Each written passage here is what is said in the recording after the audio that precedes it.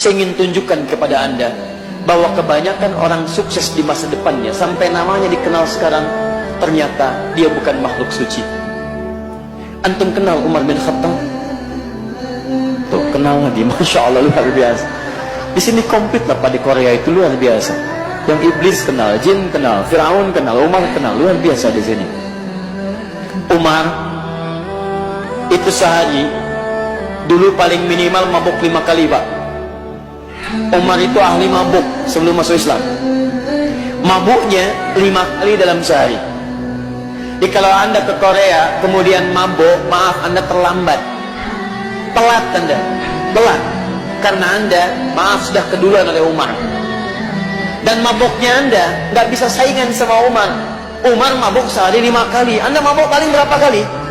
Kalau pernah mabuk. Tapi yang paling hebat, Umar tahu bahwa dirinya itu manusia. Umar tahu karena pengaruh lingkungan dia bisa salah, tapi Umar tahu dia bisa menata masa depan yang lebih baik daripada sebelumnya. Apa yang terjadi? Umar hijrah. Pemabuk ini hijrah. Orang yang paling keras terhadap Nabi hijrah. Orang yang mengaku musuh Nabi hijrah. Orang yang pernah mau bunuh Nabi hijrah. Ketika dia berhijrah mendekat kepada Nabi Sallallahu Alaihi Wasallam, apa yang terjadi? Allahu Akbar. Ternyata Allah tutup semua kisah-kisah buruknya. Yang tadinya mabuk 5 kali dalam sehari, ayat larangan turun ayat larangan mabuk karena pertanyaan Umar bin Khattab. Ya Rasulullah, kenapa tidak diturunkan ayat untuk melarang yang mabuk? Karena mabuk berdampak buruk pada kesehatan. Turun Quran surah kedua ayat 219. Ya Rasulullah, kenapa masih ada orang mabuk? Mabuk dikhawatirkan mengganggu pada kehidupan, menghadirkan permusuhan. Turun Quran surah kelima ayat 90 sampai dengan 91-nya. Ya Rasulullah, begitu ditanyakan turun ayat. Tahukah Anda apa yang terjadi? Umar tiba-tiba masuk Islam, jadi sahabat Nabi yang terbaik.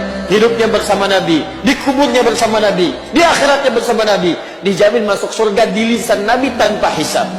Umar pernah jadi khalifah yang kedua. Umar anaknya dinikahi oleh Nabi Sallallahu Alaihi Wasallam. Umar dikenal dengan manusia paling cerdas setelah masuk Islam. Mabuk ditinggalkan, masuk Islam, kecerdasan terbuka. Sampai ada seorang bernama Toha Hussein, orang liberal berasal dari Mesir, mengarang kitab mengakui kecerdasan Umar. Namanya Abqariyatu Umar, kejeniusan Umar bin Khattab. Umar yang menemukan dengan izin Allah Subhanahu wa taala tuntunan syariat bagaimana caranya mushaf Al-Quran jadikan mushaf, diusulkan pada Abu Bakar As-Siddiq.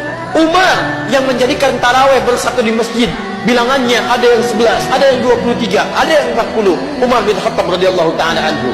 Umar yang membentangkan kekuasaan Islam sampai menyebar lepas keluar dari Jazirah Arab. Umar bin Khattab asalnya mabuk, asal penuh kelah kesah, asalnya keras, bahkan preman Arab dikenal salah satunya Umar. Preman Arab. Allahu Akbar. Preman Arab. Preman di Korea nggak ada apa-apanya.